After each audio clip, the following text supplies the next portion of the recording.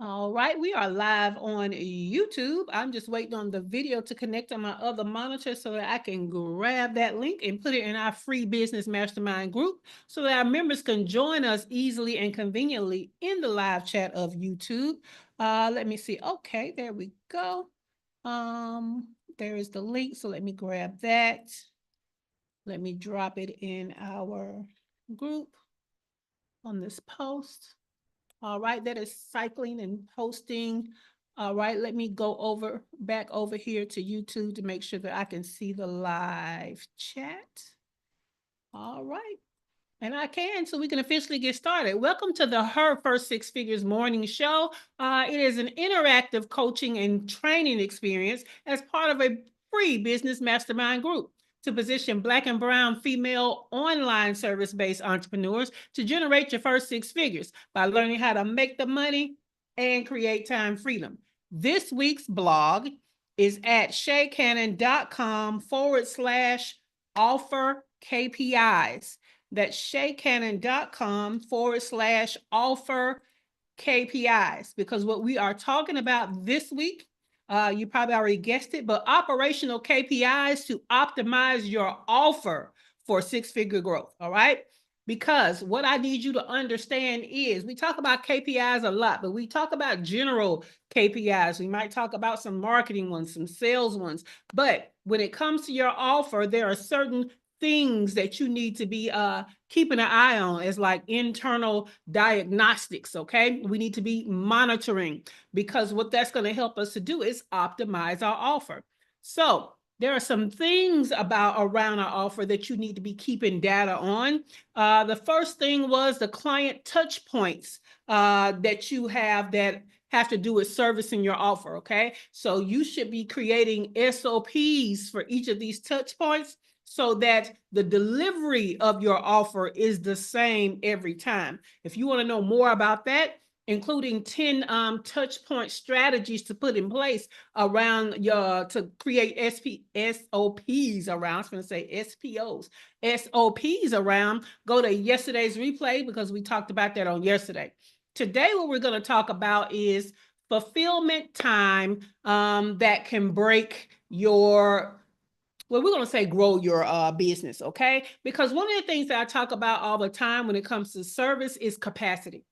If you can open your capacity, you can make more money, right? I say it all the time, but I realize quite like other people, when they tell you stuff, I didn't break it down, right? And you know I'm known for breaking it down for you, so we're going to break it down today. But let's go to the blog first. So fulfillment time can break your growth. So the time it takes to fulfill your offer should measure the number of hours or days it takes to deliver your service from the moment a client says yes to the moment they get the full transformation that you promised or the end of service.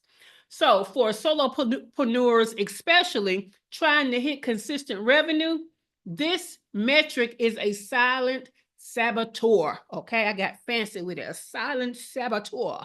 But when you don't know how long your offer actually takes to fulfill, you're gonna either overbook yourself or undercharge, maybe even both. So for example, you might think you only are spending 5 hours per client, right? But when you break down the prep time, when you're getting ready for the client, the onboarding time when you're pulling them into the service, the actual delivery time or the servicing time, the post support, the back and forth emails, come on, it could be closer to 15, not the initial 5 hours that you thought it was going to be. So multiply that across multiple clients and suddenly you're drowning, missing deadlines, and wondering why your business feels impossible to grow. So if time isn't measured, it's wasted, and wasted time is lost money or wasted money, okay? That is the blog. You know, here on the morning show, we give you more. So I'm going to pull up my show notes for you. And what we're talking about today are going to be 10 strategies around breaking down how long it's taking you to do stuff, okay? Things that you need to be thinking about to help you to reduce the time. Because when you reduce the time of delivery, you now can add that time to do what? Get more clients. right? There's only one of you for most of you that are solopreneurs. And even if you have a small team, that team may or may not even be helping you to service. So it still kind of feels solopreneurish. But I don't care if you got a full team servicing all of your clients, okay? You still need to know how long does it take to service a client, so that you can know in a month the true number of clients that you can service, so that you can forecast your revenue better, okay? And the more clients that we can service in a month, the more money we make in that month. So it pays to be efficient with this stuff. So I want you to be efficient with your fulfillment of your services. So these are going to be 10 strategies, okay? Strategy number 1, use a timed workflow for your deliverables, okay? What I mean by that is assign time limits to each stage of your offer's delivery, okay? Based on actual data, not fantasy. But just take the time to kind of record how long does it take you to do each step of the service, okay? Now, I'm gonna tell you, when you start hiring people to take on certain steps, it's gonna take them a little longer than it takes you because you're used to doing it. So when you're coming up with that, forecasting their time, you're gonna have to give them extra time. But we need to start recording real data about how long does it take to do each piece of this service, okay? That's gonna help us to start following things and have an expectation that's more true to real life data than what we think it is, all right? So number 1 is use timed workflows for your delivery, okay? And if you don't know what those times are, you use real data to figure them out. Number 2, add a prep light phase before the delivery starts, okay? Some of us are starting from the moment we actually start working on the thing that is the service, but a lot of us have this prep phase that we're not considering, okay? And if you don't have a prep phase, you need to consider having a prep phase because it's going to allow the service to go by faster. So build in short internal prep steps where you can review the intake stuff, assign tools, or whatever materials are going to be needed ahead of time so that your delivery goes smoother, okay? I'm going to tell you that it's crazy because, well, you know what? That's going to be another step. So I'll hold that little story. So number 2 is add prep time before the delivery, okay? Number 3, break down your offer into micro steps, okay? So you're going to deconstruct what it takes to service your offer into bite-sized steps, repeatable tasks, so it's easier to streamline, it's easier to delegate, and it's easier to systematize, okay? Without losing the quality. Now, we've talked about that before. If you remember, I call it my Big Mac method, right? How do we make sure that the Big Mac is the same every time it's served, where you break it down and, you know, we take the same steps every time. We've also talked about this when it's come to any service that you have needs to be broken up into phases, but even phases have to have micro steps just to bring that all together, all right? So number 3, break down your offer into micro steps.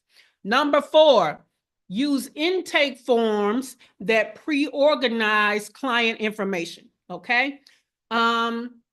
A lot of us, when we have our discovery calls or we have our onboarding call or that kickoff call, you should be getting information that is placed somewhere easily accessible for working on that client stuff, especially if you have a team, okay? So we're going to collect essential client details up front in a structured way so that we can immediately start without a lot of back and forth and digging and, oh, I forgot to ask this, or, oh, I should have asked that. And now you can't get in touch with the client. Whatever you need to know in that initial kickoff call, we need to be pulling out all the information that we need, okay? Now, a online form or questionnaire beforehand is great, but don't forget that if you have over like 20 questions, then your kickoff call should include interviewing them to get the answers to those questions, okay? Now, you can still send the questionnaire ahead of time so they can look at it, but they even if you wanted them to fill it out, they probably still not going to fill it out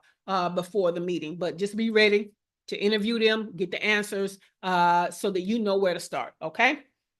Number 5, pre-build assets and templates, okay? So you can build flexible templates, slides, scripts, documents, whatever, for all of your repeated deliverables, okay, to slash turnover time and boost consistency. Now, I do strategy sessions. I have the bones of the strategy that is a template already done. Okay, so all I'm doing is filling that in, but I have certain things that won't be in everybody's roadmap, and I have certain things that will be in everybody's roadmap. And then I have certain things that will be custom to what type of business you have, your resources, your strengths, your weaknesses, but I at least have the bones of the template so I know how to get started, okay? So we want to pre-build assets and have templates for our services. Number 6, batch similar tasks together, all right? We are usually working on more than one client at a time. Anything that is creative, do all creative stuff in one session. Anything that is analytical, do that all in one session. Anything that's research, do all your research in one session. You're going to save time and be way more efficient when you put like tasks together because your brain is already in that mode. And so it's going to go by easier. Let me tell you how being 53, I now understand my brain and its different parts. And guess what? I can't switch from analytic to analytical to creative. I need a break. I might need a nap. I might need something good to eat, some cookies or something. I don't know. But there is distinctively a separation in my brain from analytical and creative. And I definitely can't be creative when I'm tired. So I have to put creative tasks at the beginning of the day ahead of being tired, ahead of being analytical, okay? Because I can be analytical after being creative. So you got to know your brain. But the way the brain works commonly for most people is when you start doing one type of thing and you do a bunch of stuff in that same vein, once you get warmed up, it just goes by faster when you're doing things that's the same, okay? Number 7, use project management tools, okay? Project management tools. I love a good project management system, PMS. My favorite is Asana. There are a lot of them out there, but I don't think you'll find one that's easier for you and team members and clients and different people to come in and work other than Asana. But there are a lot. There's Trello, there's Monday, there's 72 Hats or whatever it is, 99 people. I forgot the name of that one. But there's a lot of them out there. But again, my favorite just for ease of use is Asana. Number 8, limit your offer scope and make it clear. All right. So you need to define what's included in the service and what's not included in the service. See, some of y'all don't have clarity or are giving clarity to your clients on what's not included or what exactly is included. So when they start asking you for stuff, you start feeling bad. You start feeling like you got to over deliver and give them these things because you never told them that wasn't included. No, you need to be clear from the beginning because what's happening is you're overworking and you're getting underpaid. So stop adding in these customizations when you need to be clear from the beginning what is a part of the service, what is not a part of the service, okay? And I'll give you a great example. Website services. What's commonly not included in website services is the website person writing your copy and creating your graphics and your, getting your stock photos. You have to give them that. They're doing the technical part. So if you are providing website services, you need to be very clear. We're doing the technical stuff, the layout and any coding needed to get your stuff to look the way you want it to look and have a function that you want to have. We are not writing the words that go on your website, and we are not adding the visuals that go on your website. So that is a great example of what are we doing? What are we not doing? Okay. Number 9, use templates to guide your calls. Okay. From your intake calls to your check-in calls to your offboarding calls, have some type of agenda and template so that you don't forget things that need to be a part of this call, and it helps you to be structured on the call so that call doesn't take too long. Some of y'all just be in meetings for way too long. Why? Because you don't have a structure to follow. So stay in control of your calls by following a set structure. So you need to have a template for it so that you don't waste your time, waste their time, and then some of y'all lead the meetings and still don't have everything you need. So let's do a structure, all right? Number 10. Outsource low value admin task. Okay. This is usually the first hire a lot of us do anyway. Our first hire is not always somebody that can help us service the client. Sometimes the first hire is people that can help us do the things that don't need us to do so that we can use our time making more money, right? So offload delivery adjacent admin work, like uploading replays or renaming files or organizing digital folders so that you can stay in your zone of genius. Because when you actually add up how much time it's taking you to do these admin things, you understand that whereas you thought you couldn't hire nobody, when you look at it from the right perspective, you understand that you can't not hire somebody because you're wasting money because your time is way more valuable than the admin that you would hire. Let me put that in other words for you. If you as the business owner servicing the client makes $100 an hour servicing the client, should you be over there naming stuff and creating folders at $100 an hour? Because would you pay an admin $100 an hour to do those tasks? No, you would not, right? You would pay $20 an hour max, right? So you wasting $80 an hour every time you do it. Just another way for you to look at it, okay? So we're going to go through the 10 again, and then we're going to start with Dr. LaFera. Our question of the day is, which of these strategies do you think will do wonders for reducing your service fulfillment time? And do you have any obstacles to applying any of the strategies? Because this is one of those things where we're not picking. We may pick which strategy we start with, but we need to add all of these strategies. Just start with the one that you know you will make the most impact, but we need to actually apply all of this stuff, right? So let me go through the 10 again. Number 1, use a timed workflow for deliverables. Number 2, add a prep stage or preparation stage before the delivery starts. Number 3, break down your offer into micro steps. Again, even though you may have your service broken into phases, those phases have micro steps within them. Number 4, use intake forms that pre-organize client information. Number 5, pre-build assets and templates that will be used during the duration of your service. Number 6, batch similar tasks together. Number 7, use project management tools. Number 8, limit your offer scope and be clear about it. Number 9, use templates to guide your calls. Number 10, outsource low value admin tasks. All right, let's start with Dr. LaFera. Which of these strategies do you think will do wonders for reducing your service fulfillment time?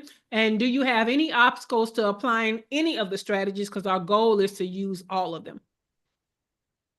The one I guess I probably like the most that maybe I don't do is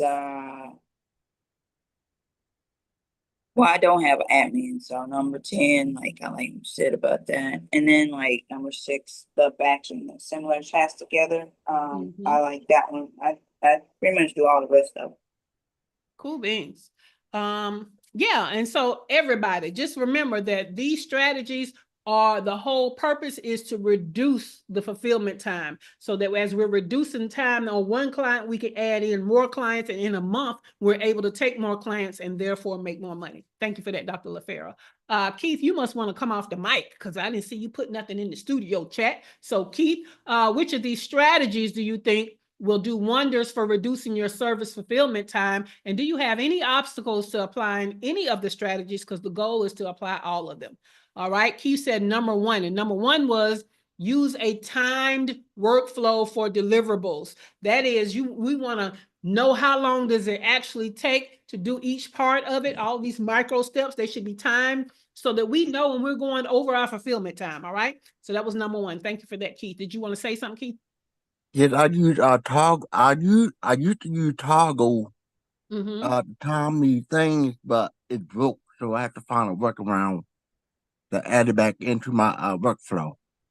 Yeah. So let me tell you. So Toggle helps in two ways. Well, any timekeeper is going to help you in two ways. Number one, it's going to help you come up with the average amount of time it takes you to do certain tasks, right? Which by default is going to keep you on task. Or when you start hiring people to do what you do, you know about how much time it should take somebody to do it. But number two, it helps you to audit your time to see, are you doing the task, spending too much time in areas that you shouldn't, and are you spending too much time on tasks that shouldn't take that long? So yes, I love Toggle, and that's Toggl, I think. And I love any kind of timekeeper. I just hate having to use them, to be honest with you.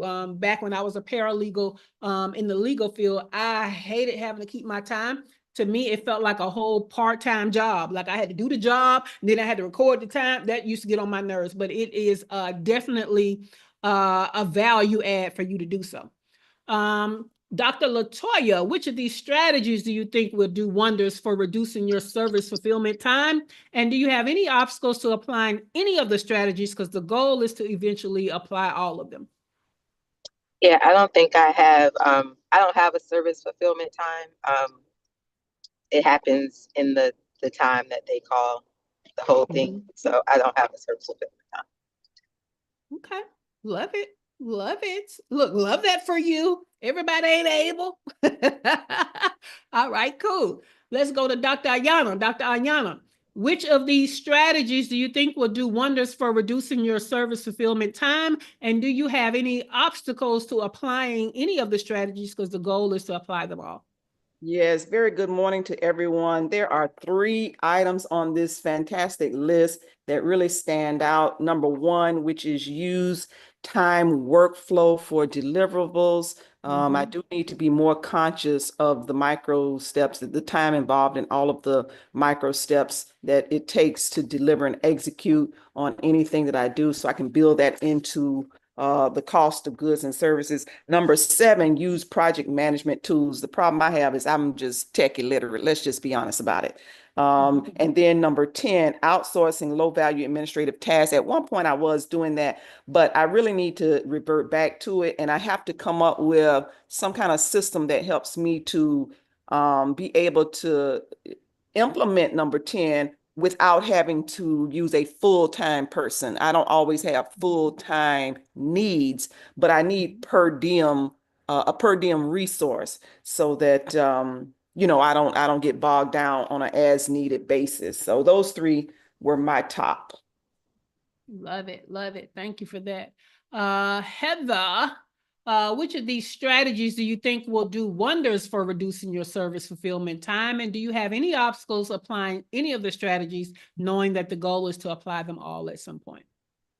I do not have any templates, and so I need those. The obstacles to getting it done is just to like sit my ass down and do it. For real. I'm best friends with Chatty. Let's go. Exactly. But I think what has helped is my offer's already been broken down into micro steps thanks to our strategy session in Mexico, right? Like we broke down the client journey and all the touch points along each step of it. So that has already been done. So I just need to apply, create the templates that go with those steps. Yeah. And then as you're using the templates are going to reduce the time. And then now you need to monitor and write down like how long is it taking you to finish all of these micro steps? Because that is going to help you to calculate how many clients you can actually take and service in excellence in a month. So that helps you do your forecasting and helps you with all your revenue goals and such. 100%. All righty. Kimberly said, I'm going to batch task. The way you broke it down, it makes sense and can put me back on track with my social media content and emails. Yeah. That's one of the things that I like to put together is writing things. Like, I still feel like that's my creative time. I might not be doing a visual, but writing is still a creativity task. So I like to just write all my stuff at one time, but I am also cognizant of how long it takes me to write stuff. And so some stuff I can only write just that one thing. and then just go straight into the creatives for that one thing. And then that could hit a time, a whole time slot by itself. But some things I can kind of write together. Like I can write emails together. I can do social posts together. I cannot do blog posts together because the blog posts got my blog posts have so many other steps in creatives when it gets to visuals, when it gets to the show notes, when it gets to all these things all together that goes with that blog. I can do nothing else but that blog in one session. So I like that for you. So yeah. And you'll figure out as you're doing stuff, what works best for you in batching and putting stuff together. Sometimes I have to start, I might start my research with travel shit, which is not business related at all. It's my, my life design related. But because I'm researching, I can come off of that. And now I can research and outline other stuff having to do with my business. So just pay attention to what goes together very well. Keith said toggle.com, TOGGL.com, the only time tracking software that builds custom reports from your team's time data to maximize productivity and revenue. Yeah, I love me some Toggle. Heather said that too, batching. You want to add that to yours, Heather? Cool beans. All right. So we are talking this week about operational KPIs around your offer. And so yesterday we talked about the touch points and how each one needs an SOP. Today we talked about your fulfillment time and how we need to break it down and reduce that time, be more efficient so that we can open our capacity and make more money. Does anybody have any questions about either of those two things? Any value adds or any aha moments? And let me check YouTube, see if anybody's over here. I don't see anybody. All right. Cool beans. Well, this morning show is like a class that is associated with our free business mastermind group. So with class, you have class notes. If you want my notes with these 10 strategies on it, there's only 2 ways you can get it. Number 1, you have to be inside of our free business mastermind group where they live in the files section. And again, don't forget, y'all, that we are doing something new. I'm acting like Facebook, like we're not going to be housing all of these attachments forever. They are going to be, they're going to expire. Access to them will expire. So make sure that you are in a timely manner downloading these notes, okay? The only other place that you can get the notes and the entire morning show in your inbox is go to shaycannon.com/show. And what you're going to do is sign up and you'll get 2 emails every broadcast day. 1 email in the morning to remind you to hop on YouTube Live with us, and 1 email in the afternoon with a link to the replay and a link to the show notes. And again, that link will expire at some point. So make sure that you're downloading everything that you want to be sure to keep. All right. Cool beans. Our May calendar, I started on it yesterday. I did not complete it, but I will complete it today. So the May calendar for the free business mastermind group and for the paid momentum membership will be completed today. On Thursday, we have Collab Live, where we are trying to fulfill one of our canons of our group, which is collaboration. It's over 600 people. Well, it's about 600 people in our group. And so somebody in there has a collaboration that can make a huge difference in your business. Your job is to bring the collaboration that you need in your business and to bring something you're willing to do in exchange to make it a win-win for the person that is going to collaborate with you. So I live stream live into the group on Thursday at 12 p.m. Eastern time. And so you guys show up. There's no coaching. There's no tips. There's no training. There's only me facilitating live the collaborations that you guys bring. All right. So that's Thursday. Friday is a get shit done work session that is usually for the paid membership only. However, 2 Fridays out of the month, we invite the free group to come in on the second half. So that information will be part of what we release with the May calendar. If you don't know who I am, I'm your host, Shay Cannon. If you want to know more about me and how to be a part of our free business mastermind, go below in the description. There's a link and more information. All right. And if you haven't already, give us a thumbs up and like the episode. Make sure that you are subscribed to the channel and understand this is going to be a 4-part series. So check out the other videos. All right. And with that, we are, I love when you say, have a good day, Dr. Ayana, in the comments. Tomorrow, we're going to talk about tracking No, we're not. Tomorrow, we're going to talk about the cost of fulfillment. Okay. The cost of fulfillment. So the studio is closing in 5, 4,